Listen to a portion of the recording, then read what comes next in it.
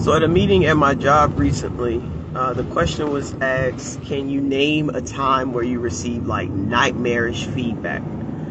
And I sat there and I was like, nightmarish feedback that was nightmarish, feedback that like stuck to my core, feedback that I was just like, oh my gosh, I can't believe it. And in the moment, like I was like, I don't know. I don't remember any feedback any supervisor has ever given me that I was just like, wow, like, and it really like stuck with me, in a negative way, right? And I was like, I don't know, maybe I'm weird, maybe I'm strange. And then I was on LinkedIn the other day and I saw a message from Carolyn Wonga, and she said, like, she has this whole 5 fails a day. It's not a good day if she don't fail 5 times. And I was like, oh, I'm not weird. I just move faster than most humans, because if you tell me I've done something wrong, I don't like let it sit with me. I try to figure out like, where's the truth in that? How can I address that deficiency or that lack? Is there somebody I could go to and learn this from? Is there like a course I could take? Is there a podcast? Like, I'm always looking for how to resolve this as fast as possible versus getting stuck there in the emotions and the feelings of the failure or of the hurt or of the disappointment or the letdown. And so I don't know who, where, how, what's going on. But I was in a conversation with a friend of mine yesterday, and he's going through a lot of transition in his life, and it is hard. But the thing that God led me to share with him, and I'll share with you guys today, was Naaman. And so in the Old Testament, I want to say 2 Kings, Naaman was like an official in the army, and he had developed leprosy. And so this leprosy caused him to be kind of removed from his position of authority and power and kind of pitied. And he's the dude that everybody went to for help, for support. And now here he is, scaly skin, like ostracized, can't really do much for himself. And so he had a servant girl. She was an Israelite.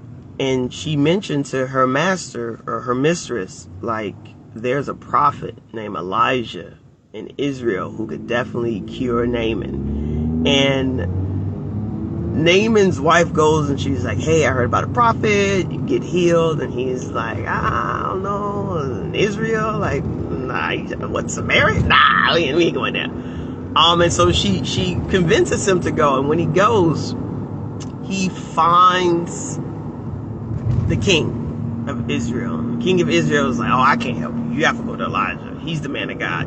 He's like, all right, bet. Where is he at? It's like, send for him. So Elijah sends a servant and is like, oh yeah, I'm not coming to meet you. You got to come to my house. So he's like, all right. So Naaman's coming with like chariots and horses and like all this stuff and gold and yeah. And he gets to Elijah's house. And Elijah don't even come outside to greet him. Elijah stays in his house, and he sends a servant out and was like, go tell him to go dip himself 7 times in the river, and he be all right. So the servant comes out and tells Naaman, and he's like, what? He ain't come out here to meet me. He ain't trying to help me. I knew this was a mistake, right? And I was sharing with my friend that sometimes, like, we take on different positions in that story. Sometimes we're the servant with the servant girl, right? Or the servant boy or whatever. And we're just the messenger. We're just the person who's like, hey, I know where you can get healing from. It's over there. Sometimes we're the person who can help. We're the person who can give a word or give resources or honestly healing and deliverance. And then sometimes we're the stubborn person who is so stuck to our title, who is so stuck to the former way that I viewed myself and that other people view me, right? I'm so stuck to my position of authority. I'm so stuck to this thing. I'm so immovable that I can't get well because I'm stuck. I'm stuck to the past. I'm stuck to where I think I'm supposed to be. I'm stuck there. And I know a lot of people like that, to be honest with you. They are stuck in the past. They're stuck where they used to be. They sit and they ruminate and they reminisce of their single days and being in campus and they think about, oh, before this happened or before that happened. And again, my mindset, my brain moves different because I'm like, let's fail fast. I remember those days. I remember those times. I remember all that. And now I want to create new memories. And so instead of me feeling like, oh, I'm of no use, I'm too old, I'm I'm like, no, where is their adventure? Let's go. I'm like, let's go. And guess what? When I fail, when I mess up, when I don't do well, I get back up and I try to figure out, okay, now how do I do that again? But this time, maybe not as bad, not as rough, right? And I think we all need to like take a moment to just like figure out in that story, like, who are we and how do we fail fast? Because the servant girl, she could have failed real fast by mentioning Israelite king to a foreign nation, and she could have died. That would have been it. Forget about a second opportunity to fail. Like, she's done. That's it. Done so. She's dead. She out. Right? But that wasn't her plight. That wasn't how she ended up. Naaman, he could have failed fast by not even going to Israel in the first place to go see Elijah. He could have stayed where he was. Definitely have failed fast.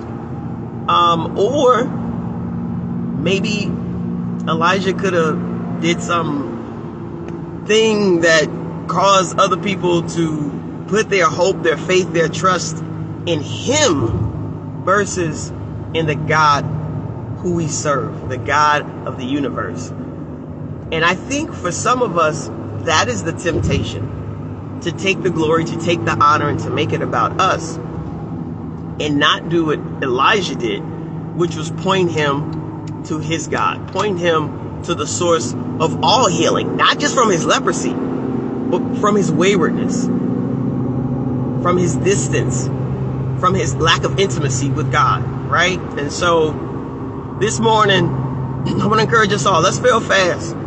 Let's fail as fast as possible. Let's do it wrong over and over again in purpose and in hope that God will make all things clear and he'll reveal all of it to us if we just hold on. So let's hold on, people. All right?